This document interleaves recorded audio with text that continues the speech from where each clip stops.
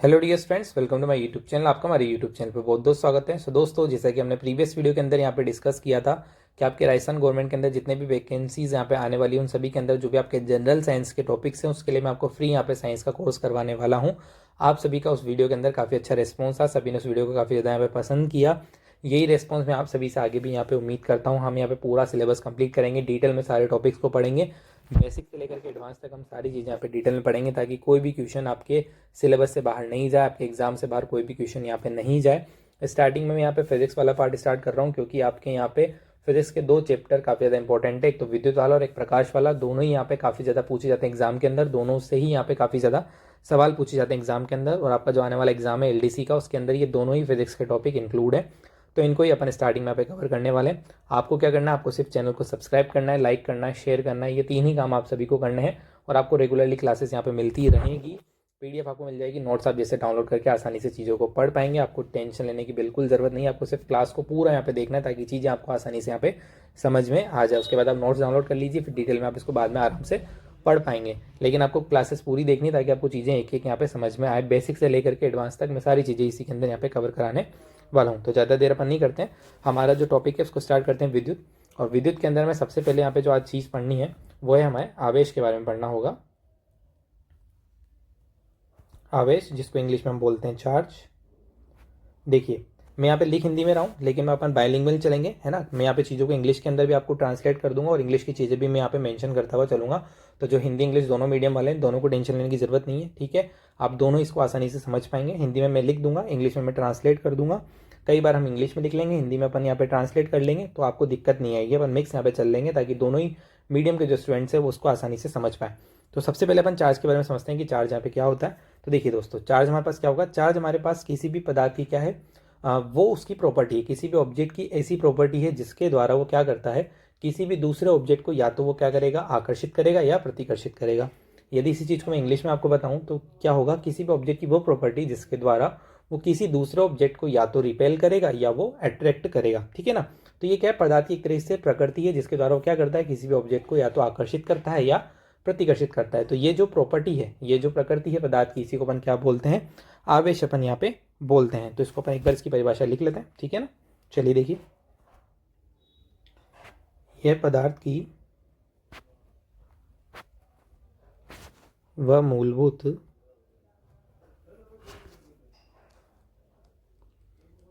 विशेषता है जिसके द्वारा वह किसी अन्य पदार्थ को आकर्षित या प्रतिकर्षित करता है, ठीक है। और राइटिंग यदि आपको कहीं पे समझ में नहीं आती तो आप कमेंट करके मुझे बता दीजिएगा, मैं इसको धीरे धीरे फिर इंप्रूव भी कर लेंगे। आई थिंक मैंने सब क्लियर लिख दिया, आपको क्लियरली यहाँ पे समझ में आ जाएगा कि क्या कहाँ पे लिखा हुआ है। फिर भी यदि कोई डाउट रहता है तो आप कमेंट करके पूछ सकते हैं, ठीक है। सभी को ये परिभाषा तो यहाँ पे समझ में आ गई होगी। इसकी एक और परिभाषा है जिसको अपन समझते हैं, वो थोड़ी सी यहाँ पे अच्छे लेवल की परिभाषा है। आप जब बड़ी क्लासेस के अंदर जाते हैं, 11th-12th के अंदर जाते हैं, तो वो परिभाषा आपको यहाँ पे देखने को मिलती है। तो उसके अकॉर्डिंग यहाँ पे हमारे पास आवेश क्या होगा, तो आवेश हमारे पास पदार्थ की वो प्रकृति होगी जिसके द्वारा वो विद्युत क्षेत्र के अंदर बल का अनुभव करता है। यानी कि यदि मैं किसी पदार्थ को किसी विद्युत क्षेत्र के अंदर रख दूं तो उसके ऊपर जो चार्ज है उसकी वजह से क्या होगा, उसके ऊपर कोई ना कोई बल उस पर आरोपित होगा, वो कोई ना कोई बल का यहाँ पे अनुभव करेगा, ठीक है। तो ये जो प्रॉपर्टी होगी पदार्थ की, इसी को अपन क्या बोलेंगे, आवेश बोलेंगे। तो अपन इस डेफिनेशन को भी यहाँ पे एक बार लिख लेते हैं, ठीक है। पदार्थ की वह मूलभूत विशेषता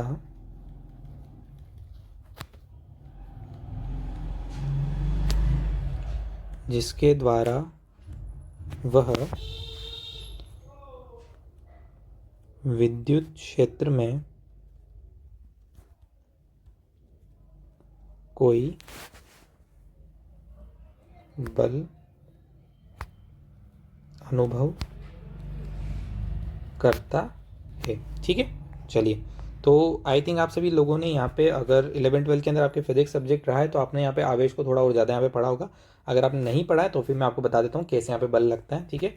सो यदि हमारे पास विद्युत क्षेत्र की तीव्रता जो है, यानी कि विद्युत क्षेत्र हमारे पास क्या है, ई है, ठीक है, और हमारे पास यदि बल जो हो वो क्या हो, एफ हो, ठीक है ना। ये तो हमारे पास क्या है, विद्युत क्षेत्र है जो कि कितना है, ई है।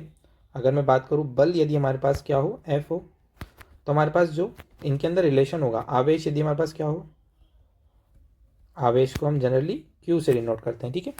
तो हमारे पास इनके बीच में रिलेशन क्या होगा कि जो हमारे पास बल होता है वो क्या किसके बराबर होता है, क्यू इंटू ई के बराबर होता है। एफ बराबर क्या होता है, क्यू इंटू ई होता है।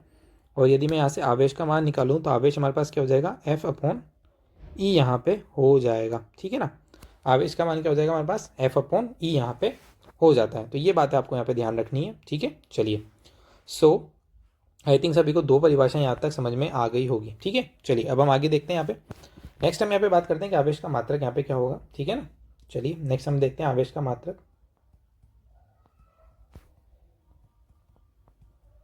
तो सभी को याद होगा आई थिंक, आवेश का मात्रक क्या होता है भाई, आपके पास कूलाम होता है, ठीक है ना।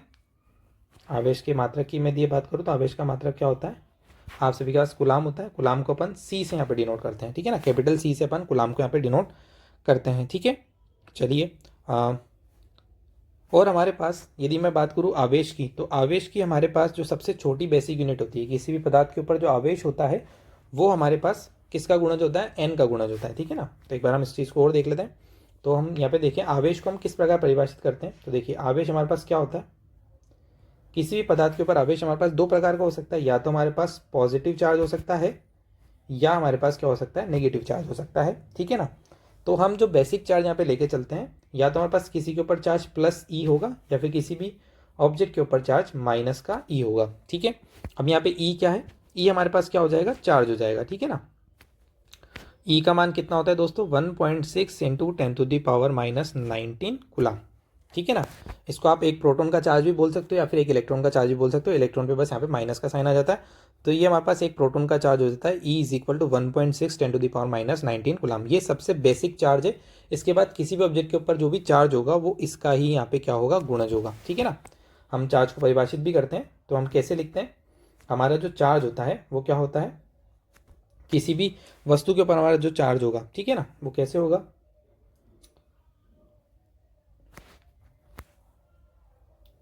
हम यहाँ पे लिख लेते हैं किसी भी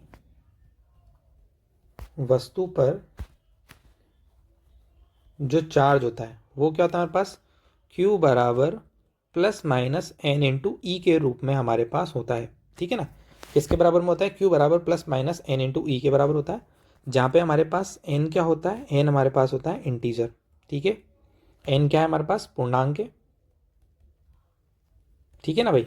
पूर्णांक है तो हमारे पास इसका मान पूर्णांक में आप सभी को पता ही है, n की वैल्यू हमारे पास क्या हो सकती है, n बराबर हमारे पास हो सकती है 1 2 3 4। अब मैं यहाँ पे प्लस माइनस लगा दिया तो हम संख्या रेखा पे पीछे भी यहाँ पे चले जाएंगे ना, तो प्लस ई भी हो सकता है, माइनस ई भी हो सकता है। मैं आपको एग्जांपल लिख के बता देता हूँ कि हमारे पास चार्जेस क्या क्या हो सकते हैं। देखिए प्लस ई हो सकता है, माइनस ई हो सकता है, 2e हो सकता है, 3e हो सकता है, माइनस का 4e, कुछ भी चार्ज हमारे पास यहाँ पे किसी भी पदार्थ के ऊपर हो सकता है, ठीक है ना। चलिए तो एक बात हमको यहाँ ध्यान रखनी है।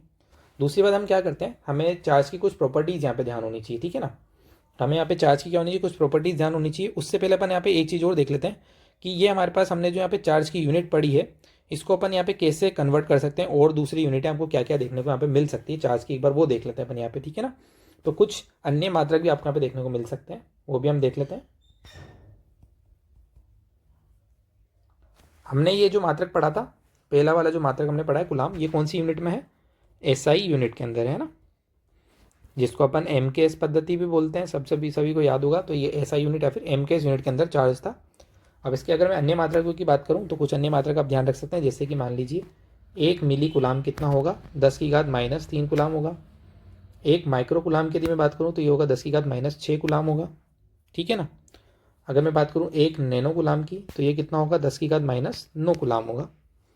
नेक्स्ट अगर मैं बात करूं यहाँ पे 1 पिको कुलाम की तो ये होगा 10⁻12 कुलाम होगा। ये कुछ बातें आपको ध्यान रखनी है। चलिए, और अगर मैं नेक्स्ट में बात करूं आवेश का सबसे बड़ा मात्रक, आवेश का सबसे बड़ा मात्रक क्या होता है बच्चों, तो आवेश का सबसे बड़ा मात्रक आपके पास होगा फेराडे, है ना। 1 फेराडे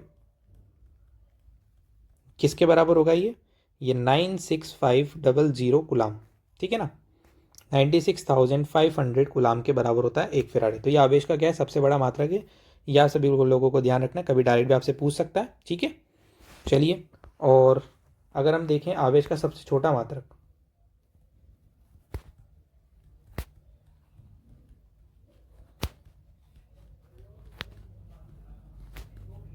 आवेश का सबसे छोटा मात्रक आपके पास क्या होगा बच्चों, आवेश का सबसे छोटा मात्रक आपके पास होता है फ्रैंकलिन,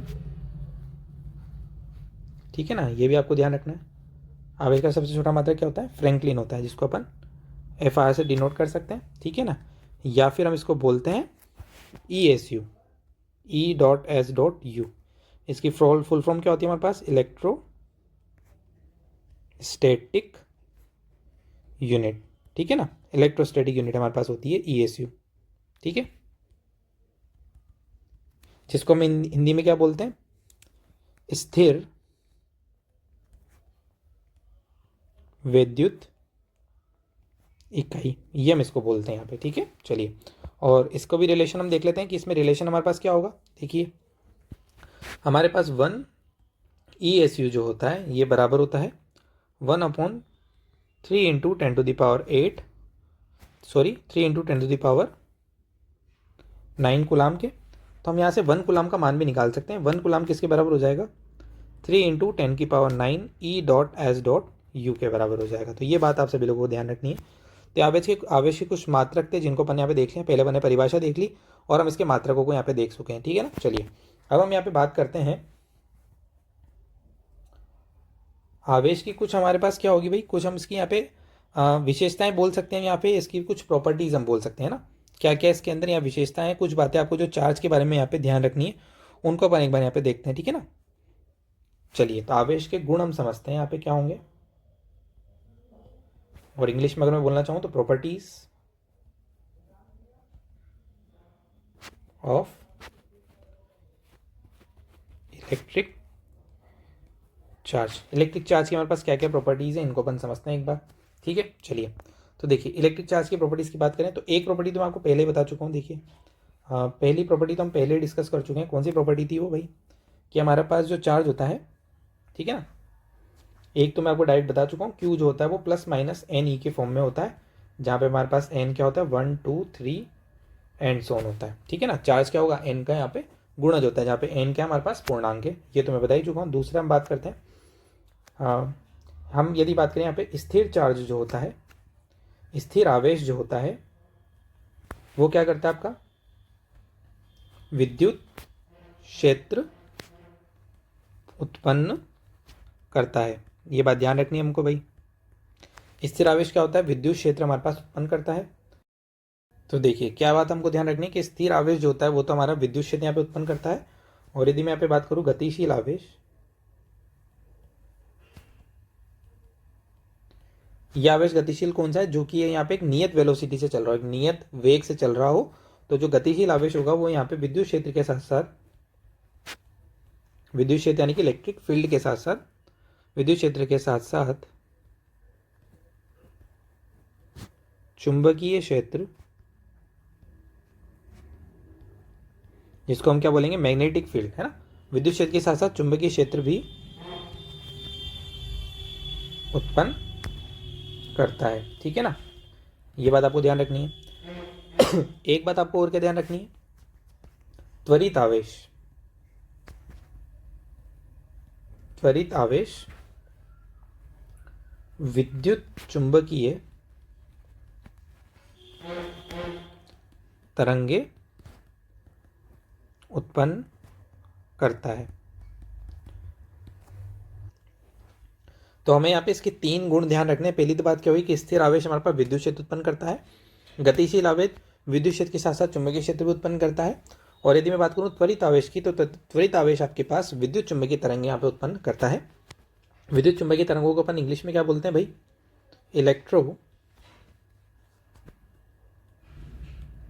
इलेक्ट्रोमैग्नेटिक वेव्स, जिनको शॉर्ट फॉर्म में हम EM वेव भी बोलते हैं, ठीक है ना।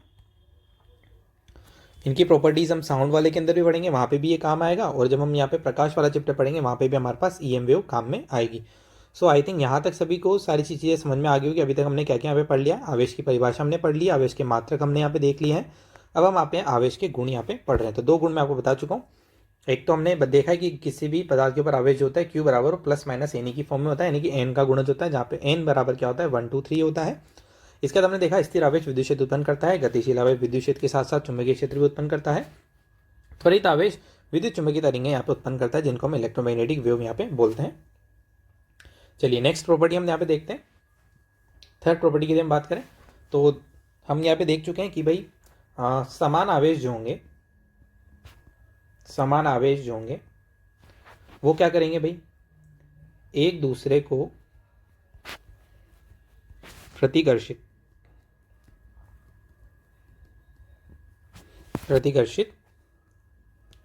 करते हैं। इसी चीज़ को इंग्लिश में भी लिख लेते हैं क्योंकि इंग्लिश में भी ये ज़रूरी है। या तो लाइक चार्जेस बोल दो या फिर सेम चार्जेस बोल दो। Like charges repel each other, ठीक है ना। लाइक चार्जेस क्या करते हैं, एक दूसरे को रिपेल करते हैं, या फिर हम बोल सकते हैं समान आवेश एक दूसरे को क्या करेंगे, प्रतिकर्षित करेंगे। जैसे कि मान लो हमारे पास एक प्लस चार्ज है, दूसरा प्लस चार्ज है, एक दूसरे को क्या करेंगे, प्रतिकर्षित करेंगे। एक माइनस चार्ज है, दूसरा माइनस चार्ज है, ये दोनों क्या करेंगे, एक दूसरे को प्रतिकर्षित यहाँ पे करेंगे। अगली हम प्रॉपर्टी देखते हैं, अगला गुण देखते हैं, विपरीत आवेश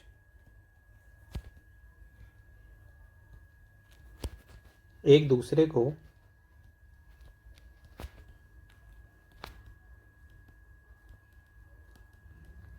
आकर्षित करते हैं, ठीक है। यानी कि unlike charges attract each other, ठीक है ना। यानी कि विपरीत आवेश जो होंगे वो एक दूसरे को क्या करेंगे, यहाँ पे अट्रैक्ट करेंगे। जैसे कि मान लीजिए एक प्लस चार्ज है और एक माइनस चार्ज है, तो एक दूसरे को क्या करेंगे, आकर्षित करेंगे, ठीक है ना। या फिर एक माइनस चार्ज एक प्लस चार्ज है, ये भी क्या करेंगे, दूसरे को यहाँ पे आकर्षित करेंगे। तो आई थिंक यहाँ तक इसके आपके जितने भी इसके गुण हैं वो समझ में आ गए होंगे। कुछ और प्रॉपर्टीज़ भी है जिनको अपन यहाँ पे समझते हैं। पहले यहाँ तक बता दीजिए, यहाँ तक सभी आप सभी को क्लियर होगा। आई थिंक यहाँ तक आपको सारी चीज़ें समझ में आ गई होगी, ठीक है। चलिए नेक्स्ट अपन हम यहाँ पे देखते हैं, अगली प्रॉपर्टी देखते हैं। हमारे पास जो आवेश होता है, आवेश एक कैसी राशि है भैया, अदिश राशि है। आवेश एक कैसी राशि है, अदिश राशि है, ठीक है ना। यानी कि इसकी कोई भी यहाँ पे दिशा नहीं होगी। आवेश क्या है, एक अदिश यहाँ पे राशि है। यहाँ तक आपको सारी चीज़ें समझ में आ गई कि आवेश क्या भैया, एक अदिश राशि होती है, ठीक है ना भाई। चलिए दूसरी बात हम बात करते हैं यहाँ पे, किसी भी निकाय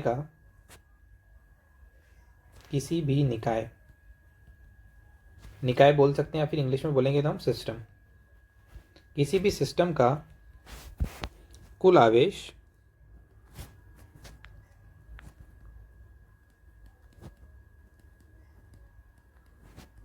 हमेशा संरक्षित रहता है। ये बात भी आपको ध्यान रखनी है, किसी भी निकाय का जो हमेशा कुल आवेश होगा वो हमेशा क्या रहेगा, यहाँ पे संरक्षित रहता है। यानी कि टोटल चार्ज हमेशा क्या होगा, किसी भी सिस्टम का कंजर्व्ड यहाँ पे रहेगा। इसका मतलब क्या है, जैसे कि मान लीजिए हम एग्जाम्पल यहाँ पे ले लेते हैं कि भाई लेट्स से एग्जाम्पल हमारे पास है, हमारे पास लेट्स से कि ऑक्सीजन का हमारे पास एटम है ना, ऑक्सीजन का हमारे पास क्या है, एटम है। तो अगर ऑक्सीजन के एटम की बात करूँ तो हमारे पास मान लीजिए ये ऑक्सीजन का एटम है। तो ऑक्सीजन के एटम की यदि हम बात करें तो देखिए इसके अंदर हमारे पास यदि इसकी संरचना में देखूँ, जैसे कि मान लीजिए ये इसका नाभिक है और ये इसका आउटर शेल है। मैं भी एग्जैक्ट नहीं बना रहा हूँ, बस समझने की बात है, ठीक है ना। तो ये तो इसका क्या है भैया, नाभिक है, और इसकी बाहर वाली ये कक्षा है। इसमें और कक्षाएं भी हो सकती है। चलिए तो नाभिक की यदि बात करूँ तो नाभिक के अंदर हमें इसको पता है इसके अंदर क्या क्या चीज़ हम देख सकते हैं। तो एक तो ध्यान रखिएगा, इसका हमारे पास हम इसका एटॉमिक नंबर यदि बात करें, एटॉमिक नंबर कितना होता है भाई, ऑक्सीजन का हमारे पास कितना होगा भाई, 8 होगा। तो इसके अंदर हम सभी को पता है कि जो प्रोटॉन होते हैं, ठीक है, वो भी कितने होते हैं भाई, 8 होते हैं। और यदि मैं इसके अंदर बात करूँ इलेक्ट्रॉन की, तो इलेक्ट्रॉन भी कितने होते हैं इसके अंदर, 8 होते हैं। यानी कि प्रोटॉन मतलब 8e और इलेक्ट्रॉन का मतलब क्या हो जाएगा, माइनस का 8e। यानी कि टोटल चार्ज जो है वो हमेशा क्या रहेगा, किसी भी एटम के ऊपर क्या रहेगा, संरक्षित रहेगा। कुल आवेश जो रहेगा वो क्या रहेगा, संरक्षित रहेगा। और जो टोटल आवेश हम देखेंगे भी सही, तो टोटल आवेश क्या होगा, किसी भी एटम के ऊपर उदासीन आएगा, ठीक है ना। यदि मैं 8e और माइनस 8e को जोड़ूंगा तो कुल आवेश क्या आएगा, हमेशा यहाँ पे उदासीन यहाँ पे आएगा। दूसरी बात हमें क्या पे देखनी है, संरक्षित का मतलब क्या होता है, यानी कि कोई भी हमारे पास अभिक्रिया हुई, कुछ भी हुई तो हमारा जो चार्ज है वो कहीं पे भी वेस्ट नहीं होता है। जैसे कि मान लीजिए हम बात करते हैं एनर्जी की, तो जैसे ही किसी भी अभिक्रिया के अंदर हमारी जो एनर्जी है वो वेस्ट यहाँ पे नहीं होती। एनर्जी सिर्फ क्या होती है, एक फॉर्म से दूसरे फॉर्म में कन्वर्ट होती है। इसी प्रकार आवेश भी जो होगा एक से दूसरे पे स्थानांतरित होगा, लेकिन कुल आवेश जो होगा, उस निकाय का कुल जो आवेश होगा वो हमेशा क्या होता है, संरक्षित होता है। और यदि हम किसी भी एटम की बात करें तो किसी भी एटम जो रहता है वो नॉर्मल स्टेट में क्या होगा, उदासीन रहता है, क्योंकि उस पर कुल आवेश क्या रहेगा, हमेशा जीरो ही रहता है। क्योंकि जितने हमारे पास पॉजिटिव चार्ज होता है उतना ही हमारे पास क्या होता है, नेगेटिव चार्ज हमारे पास होता है। फिर इसकी जो एक्साइटेड स्टेट होती है, जिसके अंदर इसकी मान लीजिए कि ऑक्सीजन जब है O2 गैस बना रहा है, वो बात अलग हो जाती है कि वहाँ पे उसने इलेक्ट्रॉन का आदान किया, प्रदान किया, उसके द्वारा उसके ऊपर आवेश आ गया है।